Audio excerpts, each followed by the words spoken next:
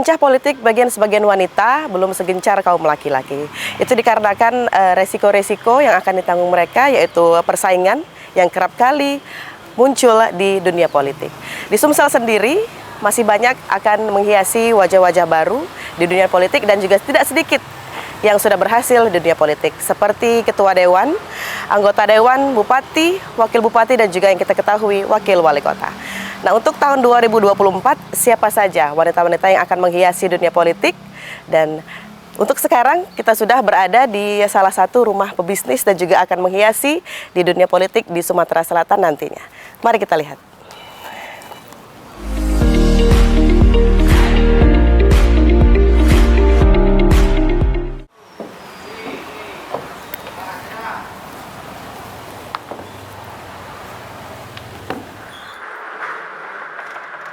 Assalamualaikum.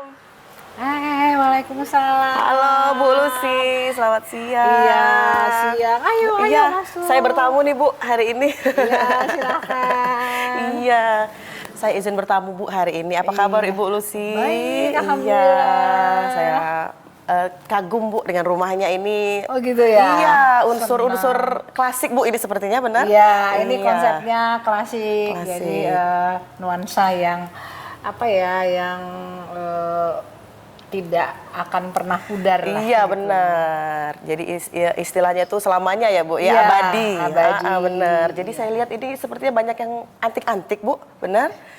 Ibu hobi antik sepertinya? Iya, mungkin antik bener sih enggak, tapi sesuai dengan konsepnya. Oh, konsep. Gitu. Jadi ini konsep rumahnya ini apa Bu? Oh, ini sebenarnya rumahnya ini adalah rumah dari rumah adat daerah ya. Saya dapatkan rumah ini memang rumah lama. Terus kalau nggak salah sih tahunnya di tahun 1800-an. Rumah ini 1800 Ibu? Iya. Oke. Dan saya temukan di Palembang, Oke. di Pasar Daerah mana, Bu? Kuto, Pasar Kuto. Di Pasar Kuto, oke. Iya. Jadi 1800-an Ibu ini memodifikasi lagi atau? Oh enggak, Oh, jadi enggak. ini sesuai dengan bentuk aslinya, cuman mungkin diperbaiki lah, diperbaiki. maksudnya di servis Iya ya. benar. Dan juga pastinya orang-orang yang memiliki selera klasik seperti ini bukan orang sembarangan ya Bu ya, pasti memiliki selera yang tinggi seperti Ibu, seperti Enggak juga, jadi iya, kesukaan benar. aja ya. Oke. Jadi itu didapatkannya Ibu yang mencari atau orang yang menawarkan atau seperti apa Bu? Rumah Biasanya ini? saya dapatkan info ya, info Oke. Bu di situ ada rumah yang mau dijual. Oke. Mereka menunjukkan foto. Oke. Nah, kalau saya lihat bagus, boleh nggak saya lihat dulu begitu. Ibu ini dulu ya Bu ya, lihat langsung dulu ya. Iya, Oke. nanti kalau kita lihat observasi langsung, dulu. kalau suka ya kita coba menawar. Kalau Oke. dikasih ya baru dibeli, kalau nggak dikasih ya Ya nggak apa-apa gitu ya. apa-apa. Kita cari yang lain, yang menawarkan yang Iya, lain ya Bu ya. iya deh. Terus juga masalah dari yang asli tadi Bu, ini kan tidak mudah memindahkannya Bu. Itu bagaimana ceritanya Bu memindahkan dari Pasar Kuto yang kata Ibu tadi ke daerah sini? Itu memang Kesulitannya ada apa? tukang yang memang ahli di bidangnya. Oke. Biasanya itu tukang-tukang yang ahli untuk rumah bongkar pasang. Oke. Nah itu kebetulan saya punya teman yang memang dia suka bongkar pasang Oke. rumah. Memang sudah ahli di bidangnya ya Bu ya. Makanya dia pindahkan dan rumah ini berdiri seperti sedia kala Oke, gitu. karena memang kalau tangan-tangan yang tidak ahli sih akan rusak. hancur, Iya, bisa hancur iya. karena mengingat usia yang tadi dari 1800-an tadi ya Bu ya. Iya. Oke, kita sambil melihat-lihat Bu, boleh? Oh, boleh, silakan. Iya, ini Iya. foto keluarga. Ini foto keluarga, ini ruang Iya. tamu. Oh, ruang Jadi tamu. dia terdiri dari dua ruang tamu kanan dan kiri. Oke. Kemudian di sini kita masuk lagi ke ruang keluarga. Oke, ini lihat dari aksennya ini udah lama banget Ya, ini Bu. ini mungkin ada lihat Iya, nih, antik ada banget. kok rumahnya itu ada warna kayunya coklat, ada hitam. Nah, kalau hitam ini itu biasanya kayunya dari kayu besi ya. Oh, kayu besi. Tapi kalau yang itu katanya kononnya sih kayu merawan atau Kayu seperti merawan. itu. Oke, Kalau ini juga kayu ada. besi ini. Ya ampun, ini ngelihatnya aja udah Ini, antik banget iya. sih Bu. Iya, Ini warna asli hitam. dari bawaan dari rumah ini. Oh gitu. Terus yang lain Bu, apa Ibu ada importir khusus atau Ibu langsung terjun langsung ke mungkin ke luar negeri bisa sampai mencarinya? Enggak juga Oh, sih. enggak juga. Jadi, Oke. ya, jadi kalau misalnya lagi iseng-iseng aja, ada yang kita suka, biasanya ya, Sambil jalan mungkin ya Bu ya, sambil traveling, healing sama keluarga, mungkin ngeliat ada barang antik nih gitu, dibeli gitu ya Bu ya langsung. Ada yang barang yang cocok untuk rumah kita. Oh iya gitu. benar, sesuai tema rumah ya Bu ya. Iya. Oke. Itu Bu dari lampu tuh juga ya. Iya, ini lampu lama ini, lampu Iya. lama. Ini juga Mejanya juga, barang-barang kayaknya semuanya ini lama. antik ya Bu ya, seisi rumah, bener? Iya apa ya? Karena kita melihat dari kasat Beginilah mata adanya, aja, iya ya. kasat matanya aja tuh udah Iya. sangat-sangat unik dan berbeda Bu. Iya, jadi mencoba untuk memadu Benar, memadupadankan. barang-barang yang ada bagaimana ditata dengan baik Benar. sehingga dia nanti akan kelihatan barang Matching ini ya, Bu, ya? menjadi antik unik gitu. Benar, keluar karisma dengan sendirinya Iya. Bu. Kalau dipadu-padankan dengan tema yang cocok seperti Iya. itu. Ibu, sekarang kita ada di ruang keluarga, benar? Iya. Iya, oke. Jadi Ibu kalau menghabiskan waktu bersama keluarga, Iya, nonton TV. nonton TV sama cucu ya Bu ya? Iya. Iya. Dan juga di sini. Oke, kita boleh melihat-lihat lagi Bu? silakan, Oke. silakan. Kita ngobrol. Oh, di sini ada foto-foto dan juga masih banyak ornamen-ornamen yang sudah Ibu koleksi nih. Kita Iya. lihat. Ini dari mana aja Bu koleksinya? Tadi sepertinya saya mendengar dari Royal apa Bu? Itu keramik ya. Iya, Keramik itu ada Royal Dutch ya Royal dari Dutch, Belanda, dari Belanda. terus juga ada Liudro dari Eropa, kemudian Royal Albert biasanya tuh perlengkapan makan gitu, Oke. biasanya itu biasa dari Inggris ya. Dari Inggris. Itu perlengkapan makan yang ada di Iya. itu lemari itu ya Bu ya. Oke. Sekarang kita akan membahas masalah bisnis nih Bu. Oke. boleh. Iya. Ayo, Sekarang apa? keseharian Ibu concernnya ke bisnis apa nih Bu? Jadi sehari-hari saya biasa ya. Jadi biasanya itu saya memang bisnis utama saya itu adalah oil and gas. Jadi, Oil and gas. Jadi biasanya pagi saya ke SPBU dulu. Jadi sudah melihat kondisi minyaknya sudah ready dan lain-lain. Baru saya habis zuhur lah. Baru saya beralih ke bisnis yang lain. Bisnis yang lain, oke. Bisnis-bisnis yang lain itu ada bisnis kuliner ya Bu ya, atau bisnis-bisnis? Iya, ada bisnis kuliner. Kemudian saya juga coba menjajaki ada bisnis daging frozen. Oh, daging frozen. Ada ayam pedaging. Kemudian juga masih ada butik juga. Oh, bisnis fashion juga Ibu geluti ya Bu ya, oke. Ada bisnis yang lain lah yang kecil-kecil. Kecil-kecilnya bagi saya sih Bu, bagi Ibu, bagi saya besar. Oh, gitu. Gitu, iya. Nah, menarik sekali obrolan kita hari ini dengan Ibu Lusianti. Tapi selain dengan berbisnis, Ibu Lusianti juga sudah tidak asing lagi di dunia politik di Sumatera Selatan. Dan kita akan kembali lagi di Perempuan dan Politik sudah yang satu ini.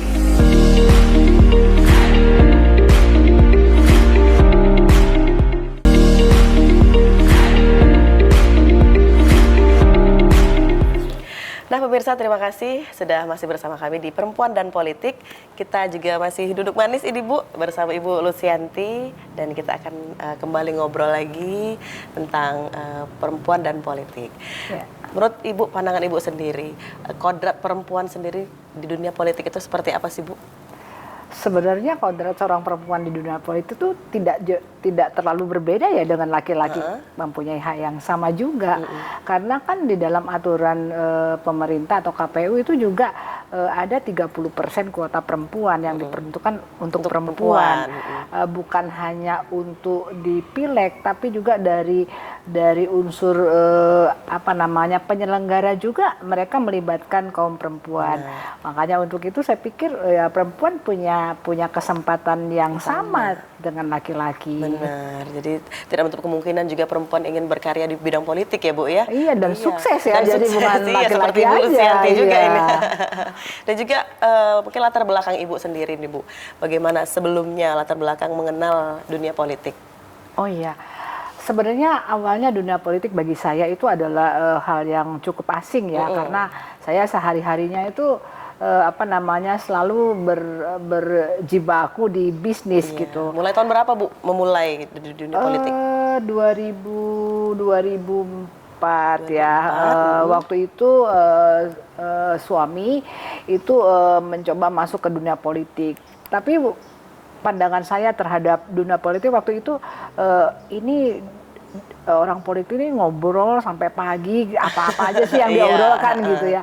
Tapi waktu itu saya sampaikan keberatan itu ke Bapak, terus Bapak bilang, kamu ikut dong, coba ikut ke dunia politik. Mungkin kamu nanti setelah mengenalnya lebih mencintai gitu, lebih senang. Akhirnya saya coba ikut, oh ternyata asik gitu, asik juga karena mempunyai teman dari berbagai daerah. Kemudian saya coba untuk ikut bersama Bapak, dan waktu itu saya ditawari oleh salah satu partai. Partai apa Bu itu Partai awalnya? Amanat Nasional, PAN, untuk menjadi anggota, dan akhirnya saya mengemban amanah itu menjadi bendahara DPW PAN Sumatera Selatan selama 2 periode. Nah itu dia, berarti tidak menutup kemungkinan kan perempuan tadi Bu ya terjun ke dunia politik. Kalau sudah nyebur gitu ke dunia politik harus ada target. Benar. Jadi kok nyebur aja, bahas aja tapi nggak ada hasil. Iya percuma ya Bu ya. Tadi 2 periode itu dari tahun 2004 langsung?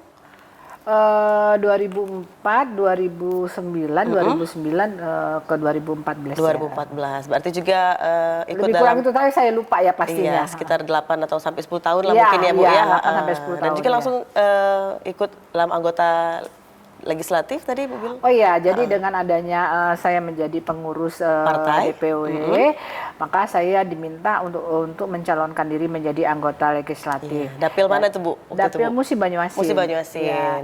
Kebenaran saya di Dapil Muba itu alhamdulillah terpilih ya menjadi DPRD Provinsi Sumatera Selatan 2 periode juga. Jadi periode 2009 ya sampai 2009 sampai 2014, 2014 sampai 2019 ya. Nah itu, dan alhamdulillah saya untuk periode kedua waktu itu dari 75 anggota DPR Provinsi Sumatera Selatan saya menduduki nomor urut pertama untuk suara terbanyak. Nah itu dia, luar biasa sekali ya. Berarti banyak dong perempuan perempuan yang mendukung Ibu di balik Dan juga pasti tadi kebetulan juga Ibu seorang istri kepala daerah waktu itu. Benar, waktu Ibu, itu ya, jadi saya istri dari Bapak Bupati Musi Banyuasin, Bapak almarhum Fahri Azari. Jadi langsung mengemban 2 amanah ya Bu ya. Itu gimana Bu menjalankan dari ini mengurus keluarga dan juga dari berkiprah di dunia politik? Ibu mengimbangi. Untuk saya untuk saya tuh keluarga adalah nomor 1 sebenarnya. Jadi kodrat sebagai wanita, istri, ibu dari anak-anak itu nomor 1 bagi hidup saya. Baru kemudian saya menjalankan amanah-amanah yang diberikan ke saya, ya termasuk amanah-amanah dari masyarakat yang memilih saya menjadi wakil mereka. Benar. Dan juga itu kesusahan Bu? Atau mengalami kesulitan nggak selama Ibu menjalani proses kemarin? Sebenarnya kalau kita mengatur waktunya dengan tepat nggak ada masalah ya. Jadi contoh misalnya kalau DPR lagi rapat, ada agenda rapat, maka saya dari Muba itu habis subuh gitu. Terus sampai di sini jam 9, jam 8 saya langsung ke DPR. Nanti habis maghrib, setelah rapat tuh habis maghrib saya harus pulang karena anak, suami dan masyarakat juga sangat membutuhkan kehadiran saya. Berarti itu time managementnya juga Bu ya diperhatikan ya. Berarti memang sangat luar biasa pembagian waktu, time management yang Ibu lakukan selama Ibu menjabat. Itu yang harus dikomitmenkan. Benar, oke. Nah Bu, selama berkiprah di dunia politik, pengalaman menarik apa yang sudah Ibu rasakan sih? Banyak sekali ya pengalaman menarik yang sampai sekarang tidak bisa terlupakan ya. Apa, Bu? Jadi di dalam berpolitik itu kita untuk menjadi apa namanya DPR itu DPRD ya, kita bersaing dengan banyak orang dan banyak partai. Persaingan ya Bu ya pastinya. Iya. Nah itu tidak gampang untuk membuat orang menentukan pilihan ke kita. Jadi apalagi misalnya pesaing-pesaing kita kan banyak dari partai-partai besar yang sudah lama. Tapi kita harus tahu apa sih sebenarnya yang bisa membuat orang itu untuk menjatuhkan pilihannya ke kita. Itu banyak sekali peluang untuk itu ya. Jadi pintar-pintar kitanya. Jadi kadang dengan cara ngobrol, dengan cara bahasa kita, dengan cara perhatian kita itu membuat mereka tidak bisa melupakan kita.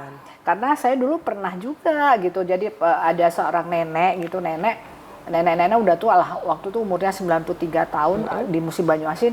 Dia sampai bilang ke saya, Lucy katanya, kalau nanti suatu saat katanya diadakan pemilihan, terus saya sudah tidak ada katanya, maka saya di dalam kubur pun saya mau milih kamu. Nah, Mbak Arni kan, dia menunjukkan bahasa kiasan yang benar-benar dia sudah sangat mencintai dan memutuskan pilihannya ke kita. Nah itu biasanya tidak bisa digoyang oleh siapapun. Nah kita untuk mencari pemilih militan seperti itu tidak gampang. Ya, itu mungkin satu pengalaman yang sangat menarik gitu, yang dan lagi kan apalagi kaum perempuan, waduh banyak banget kita bisa mengajak mereka dengan belajar masak, dengan pengajian dan kegiatan-kegiatan perempuan. Itu juga bisa menjadi tempat kita bersosialisasi. Itu yang saya lakukan ya. Dan sehingga dalam pemilihan alhamdulillah saya dipilih mereka untuk dan juga suara terbanyak tadi ya Bu ya. Iya, saya dulu untuk suara saya lebih kurang 73.000 suara di Musi Banyuasin ya. Sehingga waktu itu mendapat 2 kursi ya. 2 kursi, oke. Dan 2 periode tadi ya Bu? Iya, itu periode terakhir. Iya, periode terakhir di tahun 2014 ya Bu? Iya. Oke, dan juga mungkin ada persaingan menang dan kalah. Ibu pernah merasakan kalah nggak? Oh iya, pernah. Jadi kan kita itu pengalaman kan ada pahit dan manis ya Bu ya? Dan apabila kita sudah mengikuti kompetisi itu, maka kita harus siap dengan 2, kalah dan menang. Dan kalau menang kita mensyukuri karena berdoa dan dikabulkan. Tapi kalau kalah itu kita camkan bahwa itu adalah kemenangan yang tertunda. Benar. Itu pemilihan pada saat Ibu kalah, pemilihan apa Bu? DPD RI. Ya. DPD RI. Iya. Pada saat itu tahun 2000 kemarin ya, yang baru ya, 2019. Iya. Oke, 2019. Oke. Dan juga pastinya Ibu sudah memakai kostum yang baru di partai sekarang. Bisa dikenalkan ini Partai Kebangkitan Nusantara, Bu. Ini sepertinya partai baru ya, Bu ya? Iya, partai baru. Kemudian partai kami diresmikan atau keluar surat dari Menkumhamnya itu tanggal 28 Januari 2022. Dan akan melangkah juga nanti di Pesta Demokrasi tahun 2020. Alhamdulillah ya. Jadi setelah diumumkan kemarin oleh KPU RI bahwa Partai Kebangkitan Nusantara lolos menjadi peserta pemilu. Dan juga pastinya tadi 2024 sudah lolos menjadi peserta Demokrasi tahun 2024. Oke. Dan juga pastinya pemirsa kita akan ngobrol lagi masalah politik dan juga pastinya menyangkut masalah perempuan nih, makin seru. Jangan kemana-mana, tetap bersama kami di Perempuan dan Politik.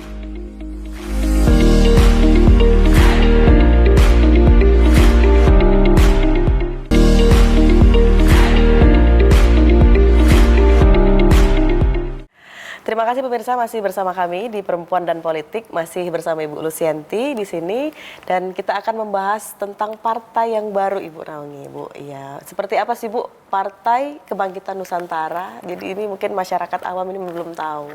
Iya, Partai Kebangkitan Nusantara ini atau biasa disingkat dengan PKN. Itu alhamdulillah kemarin dalam pengundian nomor urut itu kita dapat nomor 9. Nomor 9, Jadi Partai Kebangkitan Nusantara ini lahir sebenarnya dari partai lama, Partai pakar pangan, kemudian dirubah menjadi Partai Kebangkitan Nusantara yang berazas gotong royong. Jadi PKN ini untuk pusat itu dinahodai oleh Bapak Gede Pase Suardika, dan tokoh utama itu bersatan dari Bapak Anas Urbaningrum. Dulunya ketua Demokrat ya. Alhamdulillah sekarang PKN dinahodai oleh Bapak Gede Pase Suardika. Untuk Sumatera Selatan itu kebenaran saya yang pegang mahodanya. Jadi menjadi ketua Pimda Sumatera Selatan, dan sampai saat ini kami sudah terbentuk di 17 kabupaten kota di Sumatera Selatan dan di 222 kecamatan dari 240 kecamatan yang ada di Sumatera Selatan. Luar biasa, berarti Ibu menahkodai yang ada di Sumatera Selatan. Iya. Ya, itu dia salah satu bentuk wujud perempuan tadi, Bu. Perempuan berpolitik tidak menutup kemungkinan ya, Bu ya. Iya. Dan kita harus kasih tahu bahwa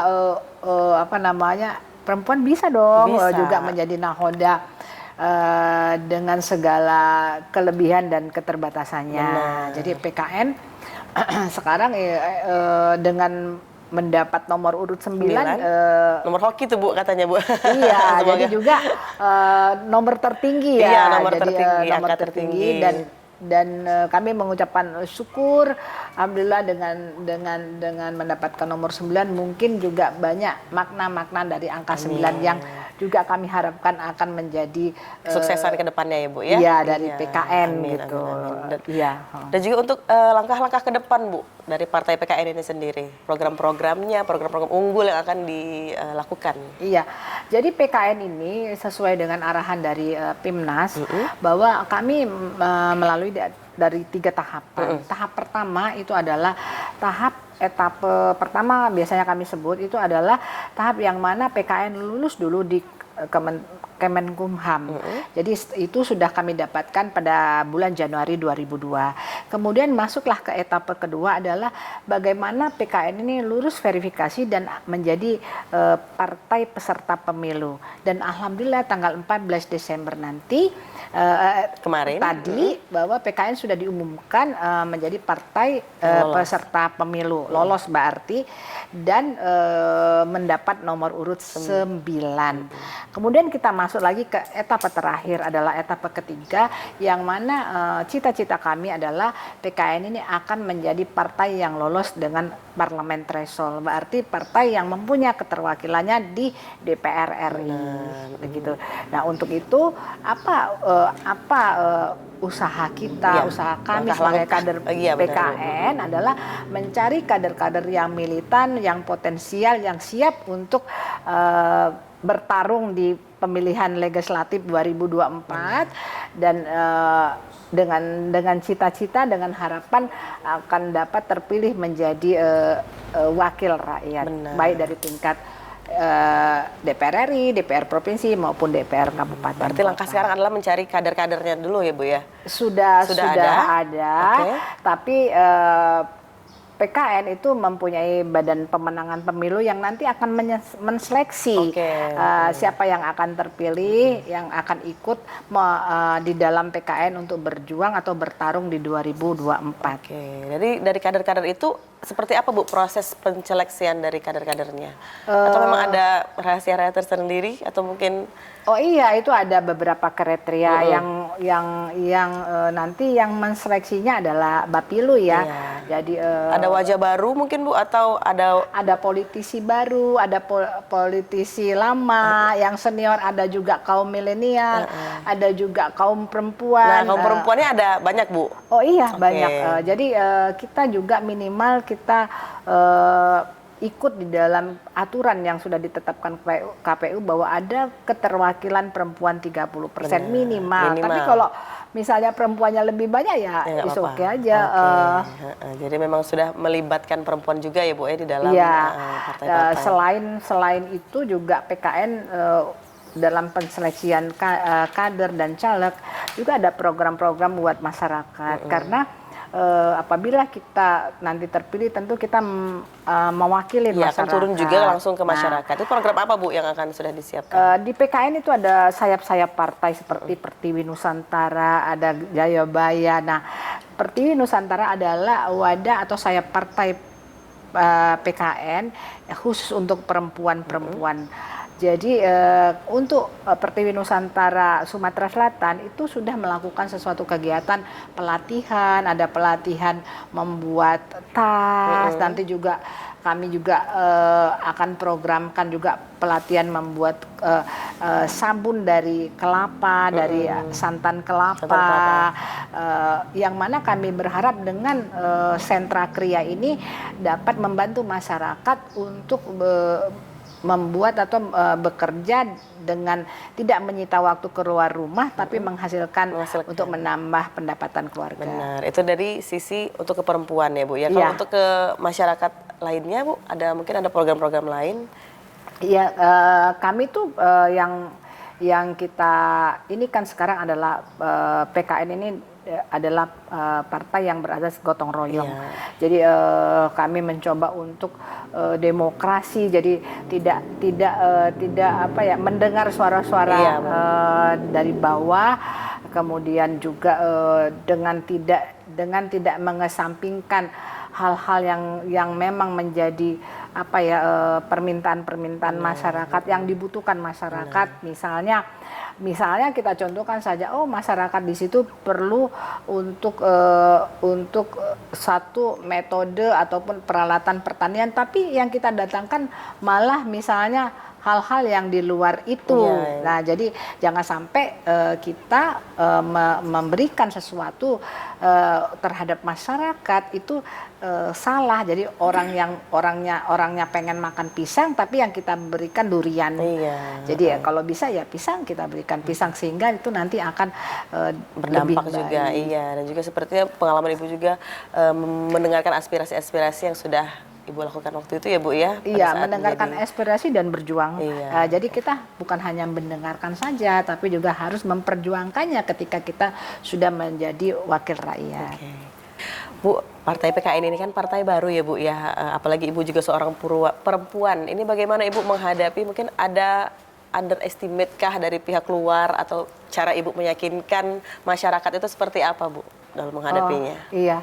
Banyak sekali sih pertanyaan yang disampaikan itu kepada saya, tapi saya yakin banget bahwa kita harus punya satu prinsip ya, kenapa dia bisa saya tidak gitu, karena laki-laki dan perempuan ini di dalam berpolitik sama, kesempatannya sama semua. Jadi saya tuh yakin sekali apabila partai ini dijalankan dengan baik, dengan semangat dan tangguh, tidak ada yang tidak bisa. Tidak ada yang tidak bisa, berarti itu dia prinsip yang Ibu pegang juga Bu sampai dengan sekarang. Itu apa Bu? Mungkin yang sampai Ibu berpegang teguh, oke, aku akan terus melangkah nih di bidang politik ini, gitu Bu. Ya, saya mempunyai satu prinsip bahwa apabila saya sudah mengiyakan atau dalam hal ini mendapatkan amanah yang diberikan kepada saya, maka saya akan sungguh-sungguh untuk berjuang, berbuat yang terbaik terhadap amanah yang diberikan ini. Luar biasa sekali memang, berarti bisa kita contoh juga Bu di kehidupan sehari-hari bahwa memang kalau kita sudah memilih untuk berarti memang harus kita sungguh-sungguh dan sampai dengan selesai ya Bu ya, jangan sampai setengah-setengah. Kayak sekarang saya sudah sudah masuk ke dalam Partai Kebangkitan Nusantara, maka saya Ibu juga yang memimpin ya Bu ya? Saya yang memimpin di Sumatera Selatan, maka tidak ada keyakinan lagi. Juga saya sampaikan kepada para kader dan masyarakat, jangan ragu untuk masuk ke PKN. Nomor 9 adalah pilihan yang terbaik. Wah, luar biasa. Terima kasih Bu Lucy sudah meluangkan waktunya hari ini pastinya di sela-sela jadwal Ibu yang padat. Dan pasti kita doakan juga semoga Ibu selalu sukses, selalu sehat menghadapi Pesta Demokrasi tahun 2024 nanti. Amin. Juga pemirsa, terima kasih sudah menyaksikan Perempuan dan Politik. Kita akan kembali lagi di episode-episode selanjutnya di perempuan-perempuan lain yang menginspirasi. Terima kasih, sampai jumpa dan wassalamualaikum warahmatullahi wabarakatuh.